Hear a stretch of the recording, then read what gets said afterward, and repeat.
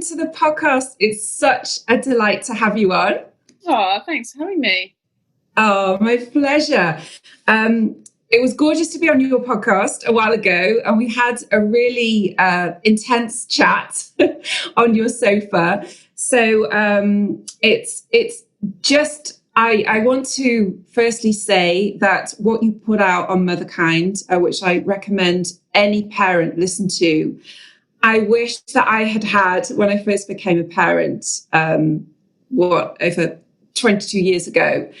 And I've often just felt so wistful listening to your podcast episodes and just thinking, if only, if only. So I just want to thank you for everything you're putting out in the world. Oh, thank you. So I know that one of the themes that you come back to quite frequently in your podcast, Zoe, is this whole subject of dealing with our feelings rather than suppressing them, and the harm that comes about when we don't express and process these feelings.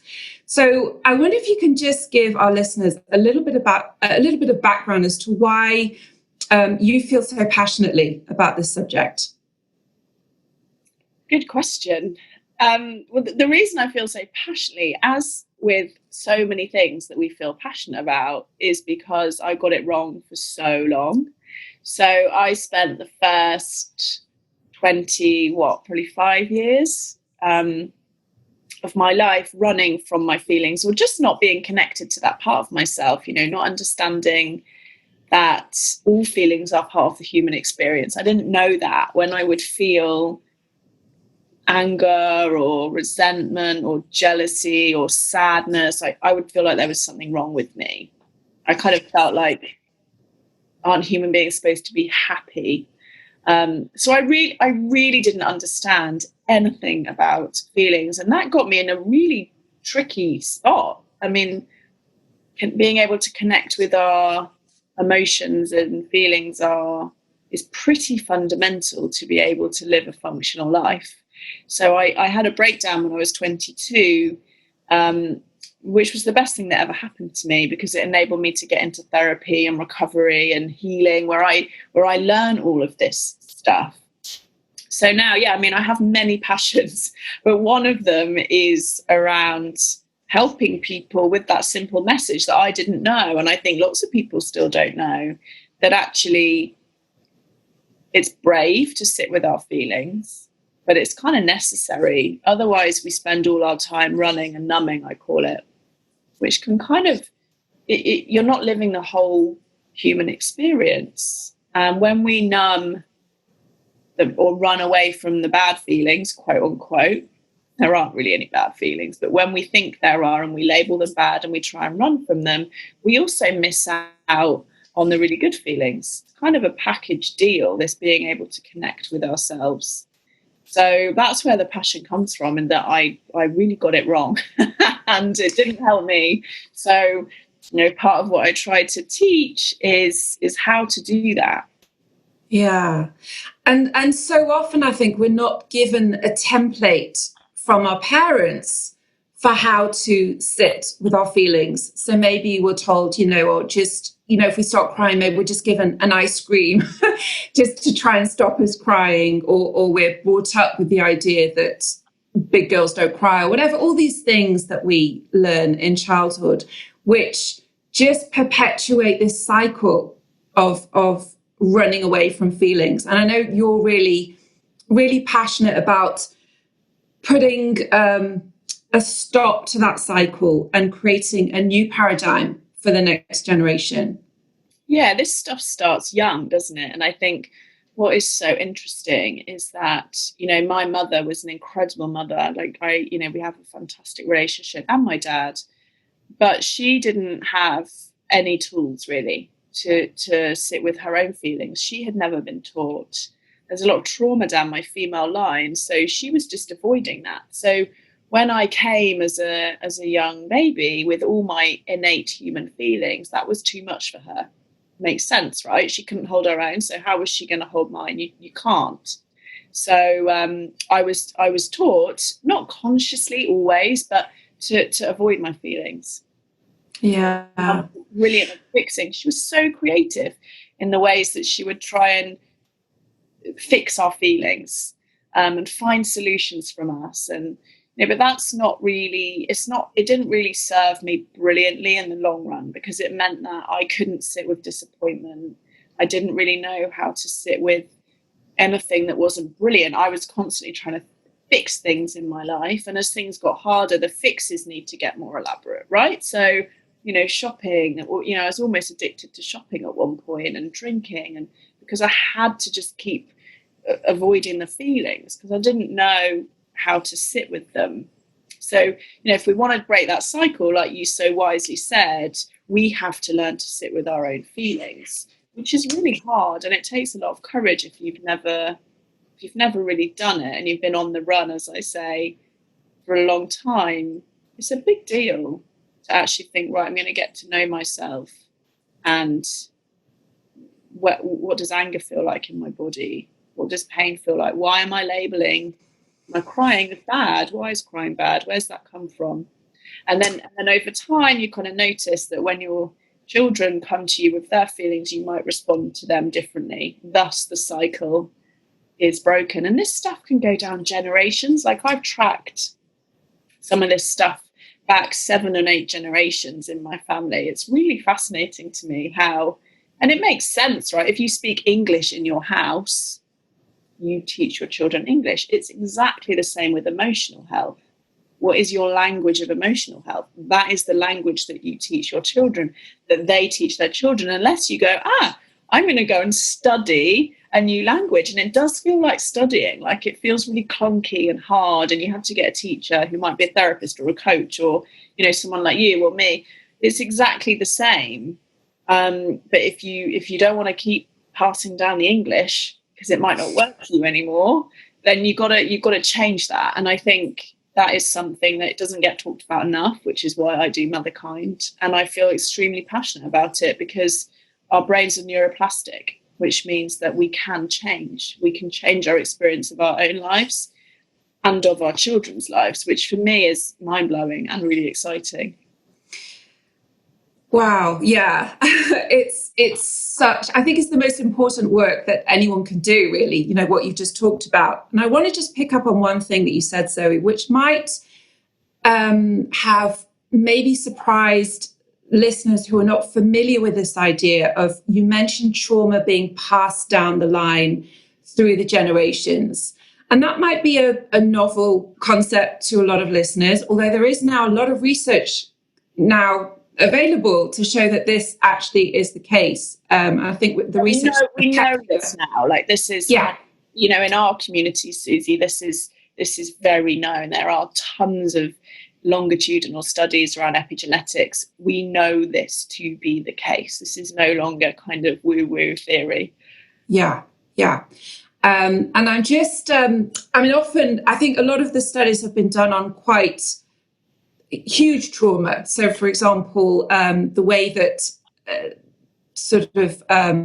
descendants of Holocaust survivors deal with stress, they deal with stress differently. But I think there's also less enormous things that also pass down. And I'm just listening to you, I was thinking about someone I once coached, who, a really, really lovely girl who'd suffered a huge amount of family bereavement before coming to me with different issues.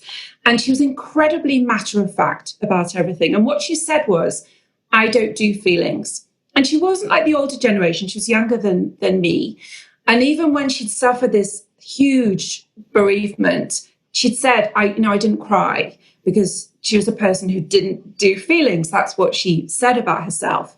And one day I was doing tapping, EFT, with her about a certain issue. And it came up about this bereavement, the people that she had lost that were very close to her. And I could see there was just a slight muscle moved under her eye, but the mask came down immediately. And she just wasn't going to break down in front of me. You could tell that there were tears sort of being strangled, but she just wasn't going to show any emotion in front of me. She emailed me after the session about an hour later, and she wrote beautifully, very eloquently in her writing that she had broken down completely, and she just, all of those tears had come out, and she just cried and cried and cried. And she actually felt quite significantly better after that. And she showed a lot of insight about it. Now, when I saw her again at the next session, I asked her about her, when she was growing up, how her parents dealt with upsets. You know, did she cry as a child? And I said, no, we just didn't, it just wasn't the done thing. And I asked her about her grandparents, and this is where it was really interesting. And she told me that they were in service. So like Downton Abbey, they were with the uniforms.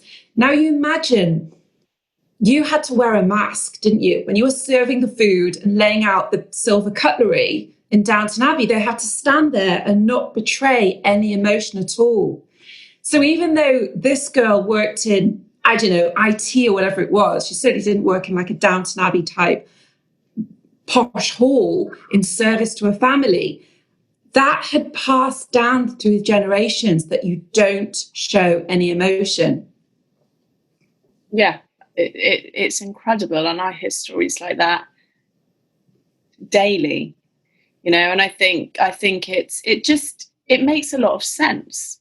Right? How, you know, as children between the ages of 0 and 7, that's when our brainwaves are actually on a different, they're actually in theta, which is the brainwave that you access when you do hypnotherapy.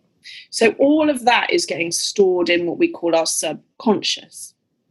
So if between 0 to 7, you're picking up either explicit or kind of implicit messages, like maybe you never saw your parents have emotion, kids just make up, oh, okay, cool. So they're trying to figure out what the world is. They don't know these words. They don't know. All they know is how you are as parents. You are their world. They're like, okay, cool. Clearly part of being alive in this world is that when I feel that feeling, or they wouldn't even say that, you know, we don't cry because I never see them doing it and we don't talk about it. It's kind of, there's a non-judgment that comes with it. It just is what you learn, in the same way as like the language analogy, in the same way as you learn that 1 and 1 equals 2, you know. So, but the beautiful thing is that in the beautiful experience that you gave your client is that you can unlearn this stuff. It's not easy. It's really not easy. And I get really frustrated when social media makes it seem easy. It's not. It's really hard. And I never sugarcoat it when I work with someone or where I'm talking or giving a talk. It's really hard. Sometimes it can feel like turning an oil tank around, but it's so worth it, because then you get to figure out who you really are. You know, you can't know who you really are and what you really want to do in this one precious life if you're not in touch with your feelings. They're like a gateway to what lights you up. So if she's numbing, and that's what I was getting at before, you know, if you numb the sadness, you numb the joy. They kind of come together. So I bet she's experiencing a ton more joy in her life. She's kind of joining the human race. And it may be that unlocking those feelings, she might notice what in her life makes her feel different ways, that she might be guided to do different things. Who knows? But that's the kind of the gateway is often in thinking, okay, what am I struggling with? That brilliant question that you asked, you know, what was modeled to me, what was taught to me, or was not said about something. We know now that there's incredible evidence around things not said, and what happens with secrets and things that aren't processed. You know, that's a trauma. We tend to think of traumas with a capital T, which would be like, you know, Holocaust survivors or sexual abuse survivors or people who've had maybe addicts as parents. But actually, a significant amount of trauma is trauma with a lower T, which can just be tiny things that happened in your life. But if you didn't get to process them, they get stored in the body. There's an amazing body of work by Peter Levine around trauma is actually a body response. It's not really about the head, which is why, you know, it's so interesting. You notice the twitch of the eye. You know, it wasn't a change of thought. It's a physical change. So it's absolutely, you know, this world to me and learning all this stuff is just mind-blowing, because what it really helps me do as well is just have loads of compassion for everyone in my family and in the world, of course. But, you know, because I think, you know, and I think about her parents, like, how were they meant to teach her emotional literacy? They couldn't have. They were doing the absolute best with what they had. And I believe that we're all doing the best with what we've got. Until we know better, we might learn something, we might try something, and then that gets to be tested. And so it's a really, I think it's a really hopeful way of looking at family dynamics and parenting, but it's not easy. Yeah, and I was reminded, just listening to you then, Zoe, of a story that I initially shared with you when I was on your podcast, which I'm going to give you the part 2 now. So just to give listeners a bit of background, when I was on your podcast, I shared a story about my son, Louis. When he was 4, he was basically pooing his pants constantly. And none of us realized that he actually had a bowel problem, that this was, he couldn't help it. There was nothing that he could have done. We didn't realize that at the time. And I would be screaming at him, to my eternal regret. And one day I went to pick him up from nursery, and he was very close to starting school. So you can imagine the pressure to get this child to do a poo on the toilet was enormous, because he was just a few months off starting school. And I picked him up, and the nursery head, who's a lovely, lovely lady, and I don't blame the nursery for 1 second for what happened. But she said to me, we had to put him on the grey cloud today because he pooed his pants again. So the grey cloud, there was the sun and the grey cloud and the black cloud, and the grey cloud denoted that you had sort of misbehaved a little bit. Now, he'd never, ever been on the grey cloud. He'd always just been on the sunshine. You know, you put your name on the grey cloud. So I listened to her. I looked at him. He looked absolutely fine. He didn't look upset. He hadn't been crying. And I didn't want to make a fuss about it. So I put him in the car. I just talked about something else, and I never mentioned it. And he never mentioned it. Had I known then what I know now, I would have talked to him about it. So that episode was forgotten. Fast forward about 4.5 years. A lady came up to Manchester from London with my brother. One of my brothers is very into kind of, he knew somebody who had a gift for helping to shift these blocked energies. I don't know what you would call her. She didn't really fit into any sort of bracket. Some people might call her a healer, but I think other people might see that as having negative connotations. But she certainly had a gift. And she sat with Louis because he was still not able to use his bowel correctly. By this time, we'd realized that he had a condition, but it hadn't been fixed at this point. So I sat with him in the room. She put her hands on him. And within about half a minute, she turned to me and said, this child had a trauma at age 4. And she then continued to sit with him for about half an hour. She didn't say anything. He was just lying there. And afterwards she said, look, it's shifted. He may mention something.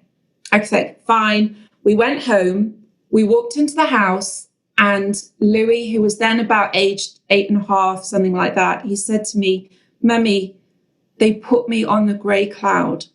Now, he had not mentioned this incident in the intervening 4.5 years. He'd not mentioned it once. I'd not mentioned it.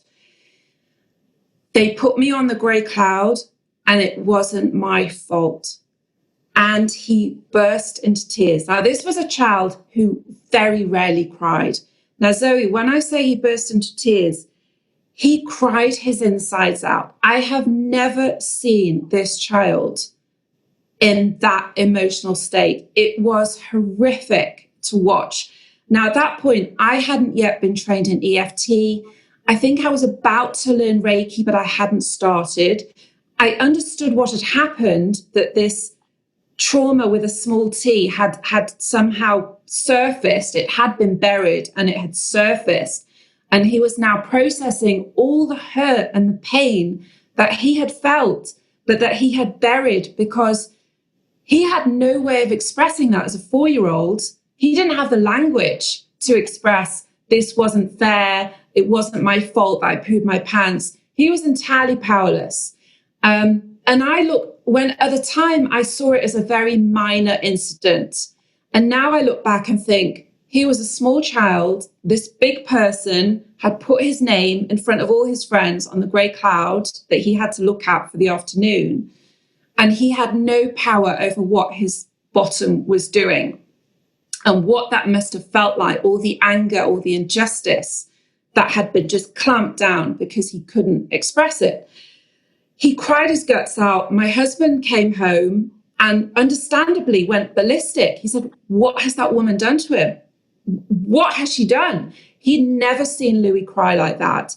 I understood what happened, right? And I tried to explain it as best I could, that actually she hadn't done anything to him. This hurt was inside him.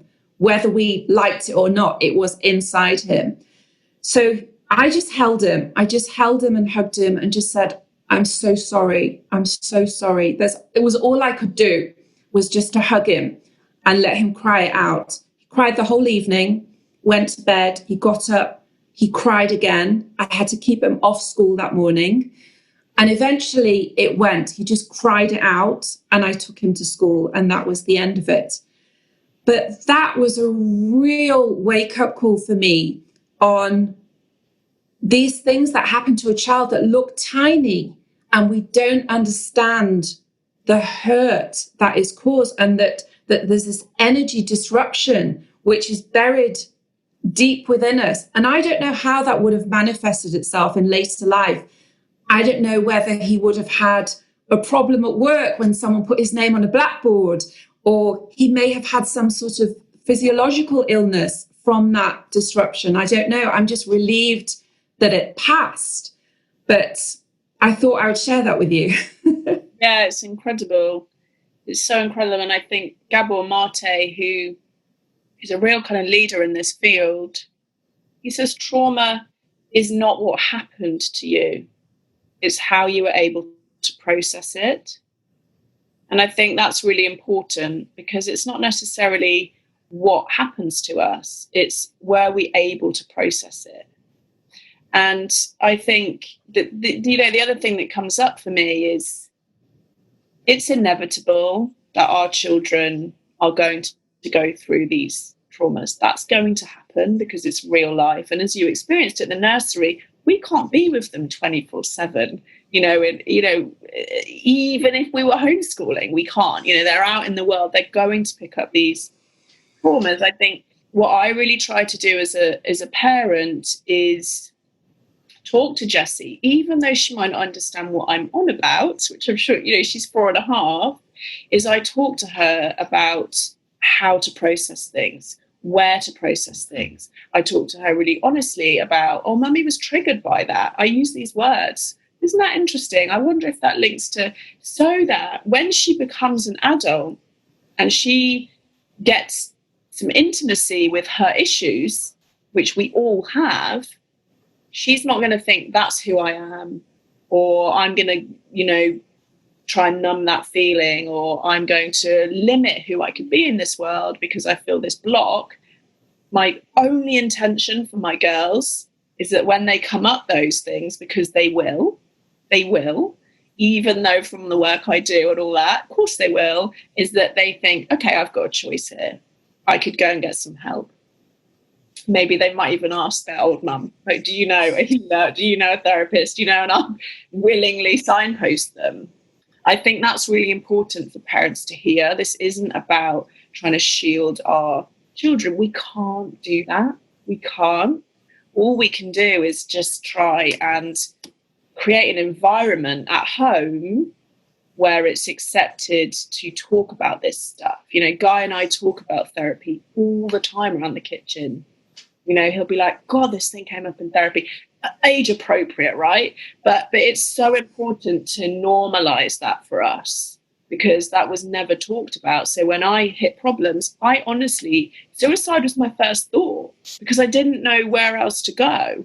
You know, I didn't know about any of this stuff. So the fact that Louis even had a healing experience like that is just such a gift in his life, because I might make up that when he gets to experience some other blocks in his life, he might think, oh, actually, I can clear this. I know that it's possible to clear this. Because I don't know about you, growing up, I never heard about Reiki or therapy even, or mindfulness, or I never heard about any of it. I had to hit bottom and then go and discover it for myself. So I think just having these things in our lives as parents is such a gift. You know, having things like tapping that you teach and coaching that I teach, and, you know, talking about these things, that's the gift. Not that we can make it perfect for them, because that's more pressure on us. And it's impossible.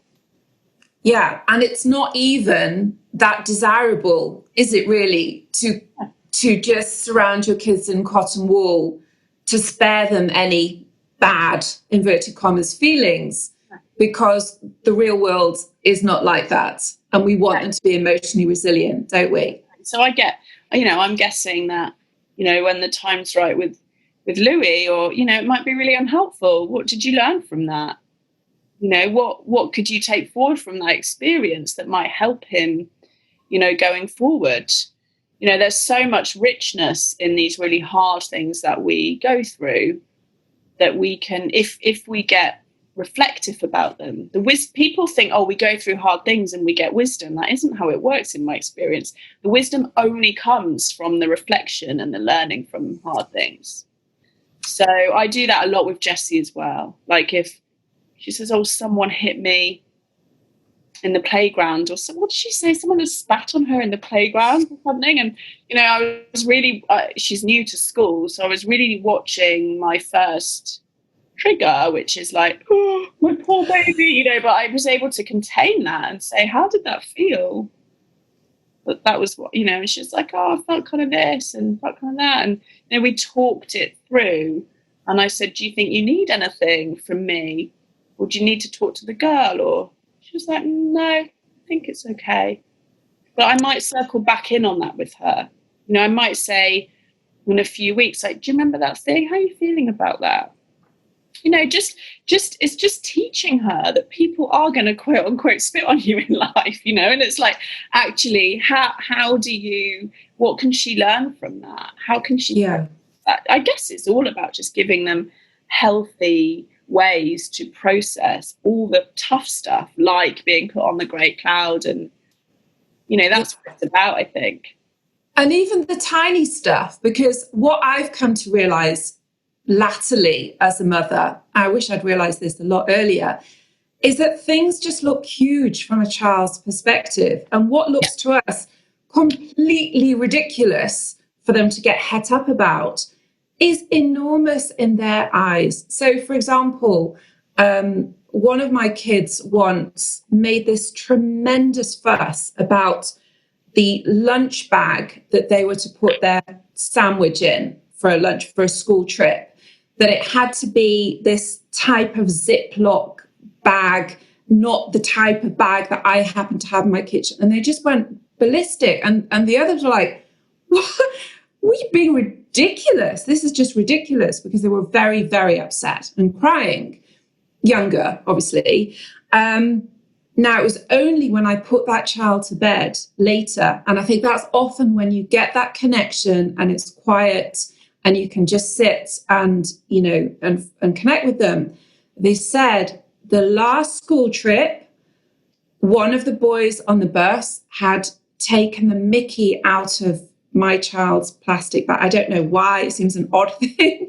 But they had. So, of course, in my child's eyes, that was a huge thing, that we had to get the particular type of Ziploc bag, you know, and then you understand, oh, it's not that they're being ridiculous, not that they're just causing a fuss for the sake of it. This is very real, because they don't want to be picked on and laughed at and made to feel stupid. Yeah. And I think, it's really hard, isn't it, when you're a mum and you're trying to get out the door and they're having a meltdown about the cup and the bowl, and it's like, oh, for God's sake, just accept the bloody breakfast, you know, like I'm not making another one. And I experience that often. But I think, you know, what I like about what you're saying is it's compassion and empathy, which is what you're really modeling there, which is the ability to see it from someone else's perspective. And children's brains are different. I always recommend people to read The Whole Brain Child by Dan Siegel. It's a really great book, and it describes how children's brains are not like our brains. They're actually incredibly present, and they're actually really great models of feeling feelings. So, you know, in that moment, that meltdown, you know, to him, he's just in that moment feeling that feeling. So what I try to do with Jessie is just label that feeling. You know, I say, gosh, it looks to me like you're really upset about the breakfast that mummy's given you. Is that right? And what's so fascinating is when you do that, you do move them more into the prefrontal cortex, front of the brain. And so they're able to then move out of some of that overriding emotion that's flooding them. Cortisol is flooding their body at that point, just the same as us. And she might say, yeah. And I'll say, well, what's going on? You know, what is it about and she'll say, well, you know, last week you told me that on this morning I could have toast. I'd totally forgotten. This genuinely happened. Totally forgotten. I'm like, great, did I? Okay, let's make the toast, you know. And I do believe her. I don't think children are manipulators. I don't believe that. That's not my kind of philosophy of life. You know, my philosophy is that everyone is genuinely trying to do the best they can. They've got, our children included. So, but it's really hard. Like, it's really hard to do this, and I do it so imperfectly. Like, sometimes I do snap and get frustrated. Of course, I'm human, and that's really important too. That children, and you know, my daughter sees me being really messy and imperfect. But I always say, I also get to show her being kind to myself about that, and I get to teach her some empathy. Like, you know, mummy really snapped at you then because I'm feeling really tired. Your sister didn't sleep last night. And sometimes when we're tired, it's harder to access my calm place. And she'll go, okay. You know, and I'm kind of like, you know, it's that constant. The thing we don't often realize as parents, which is kind of brilliant and petrifying, is that we're constantly teaching them. We are, you know, parenting, I'm not sure I love that as a kind of idea, you know, the tips and the tricks. I think parenting is really just about who you are. And that's what gets modeled, often the unconscious stuff. Like my parents, they read all the parenting books. They said all the right things, right? But it wasn't modeled.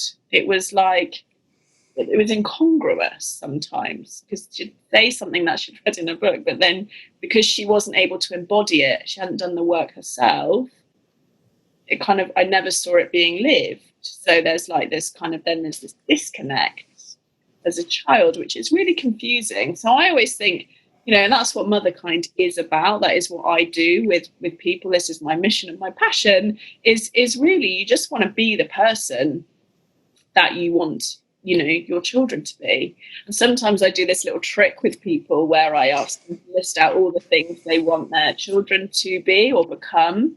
And they'll be things like happy, courageous, resilient. And I'll say, great, there's your list of things that you can start looking at and working on. That's it. Wow. There's your list. That's really powerful.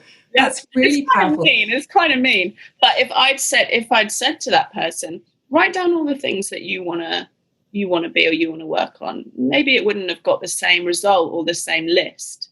So the things that we want to see in our children are the way to raise resilient, happy, is to be that ourselves, because then they can't help but witness what that means. They have to, we have to be able to see it to become it.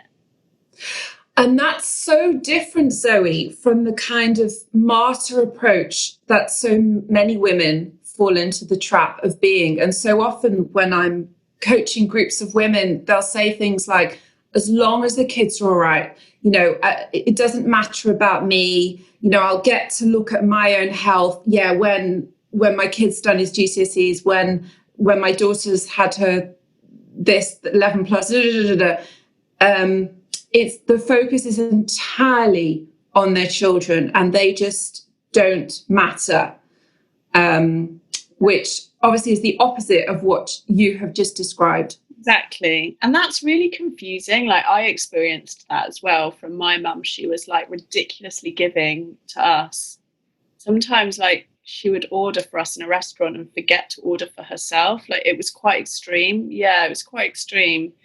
And I think, having experienced that as a child and now in the world that I am, I'm in quite a good position to kind of see the impact of that. And what it does, it's actually very confusing, because the message is, you're really important that I'm not.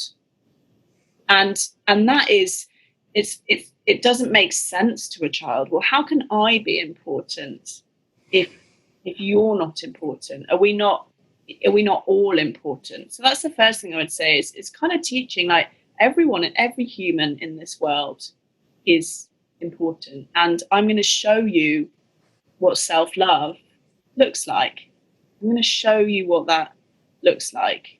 I'm not going to teach you about self-love. I'm going to show it to you. So I really, and this isn't about being selfish. In fact, the opposite is true. The more that we can nurture and look after our own needs, there are studies on this, the less stressed we are, the more we're able to reduce our cortisol, access that calm part of ourselves. We're just better people and better parents when we look after our own needs. So when we get stuck in that martyr place, it's really confusing for children. And then what I've also noticed is that as those children who had perhaps martyr mothers grow up, they then start to follow the same pattern, will lose themselves in friendships, will give to burnout. When they become mothers, they find it incredibly difficult to look after themselves. And again, like those mothers who are stuck in that martyrdom pattern, I might make up that they had mothers that did the same. Or they might have had mothers that they perceived to be selfish, but actually were checked out.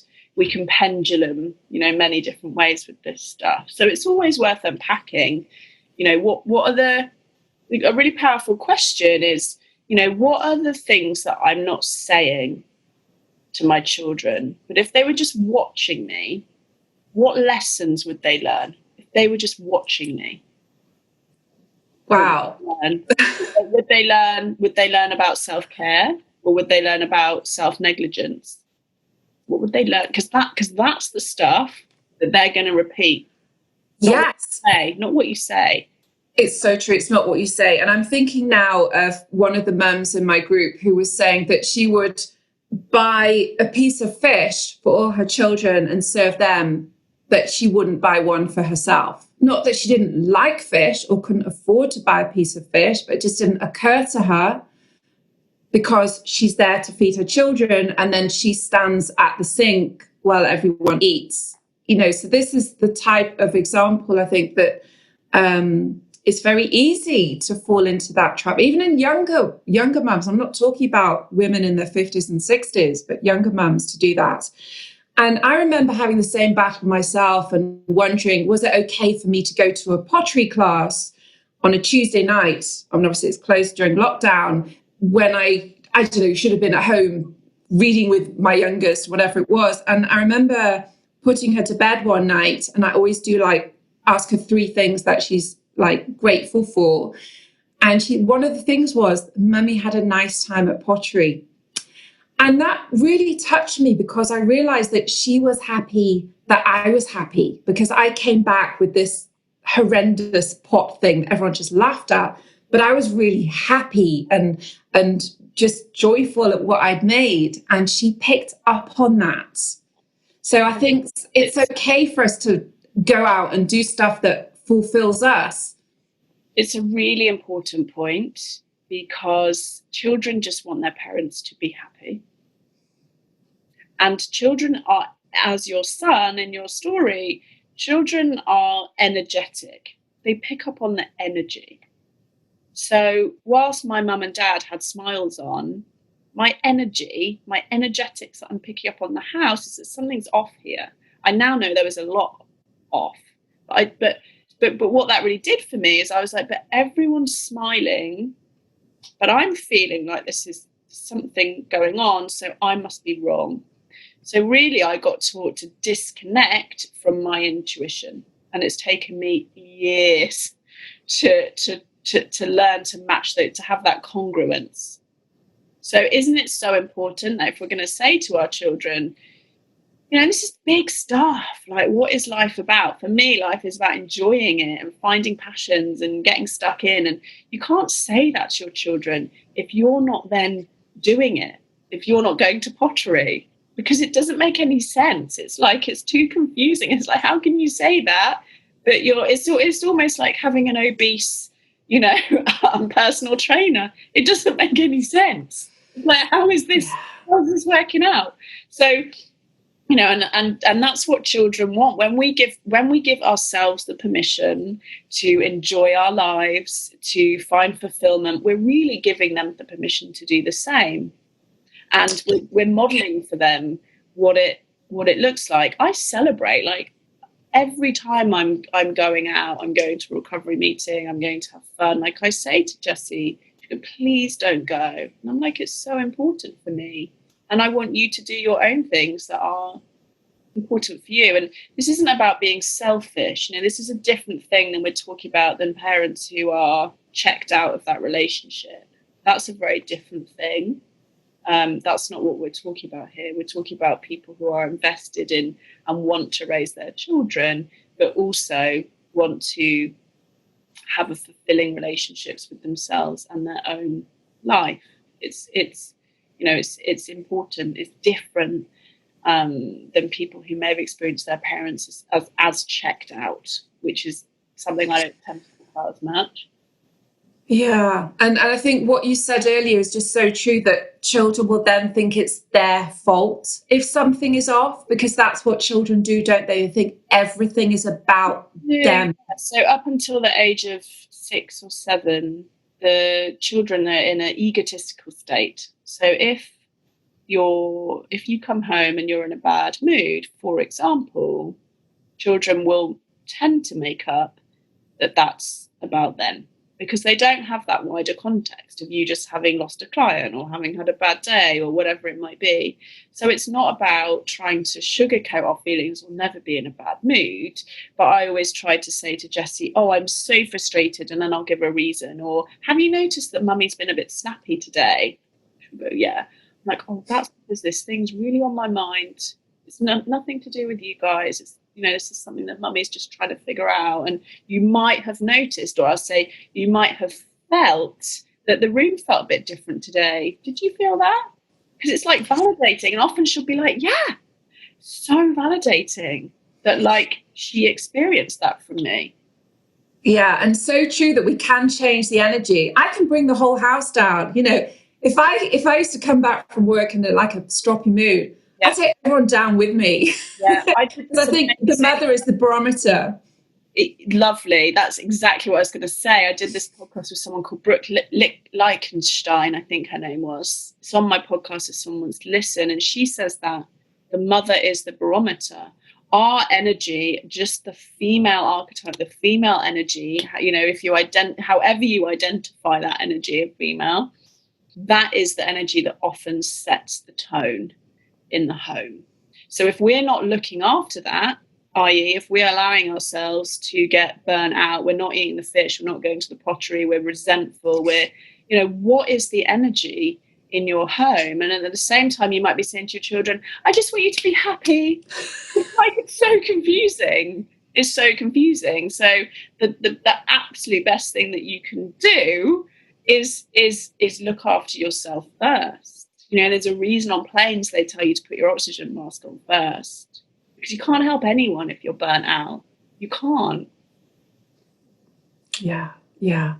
It's so logical, and yet we completely miss it most of the time. I mean, it is so obvious when we say it like that.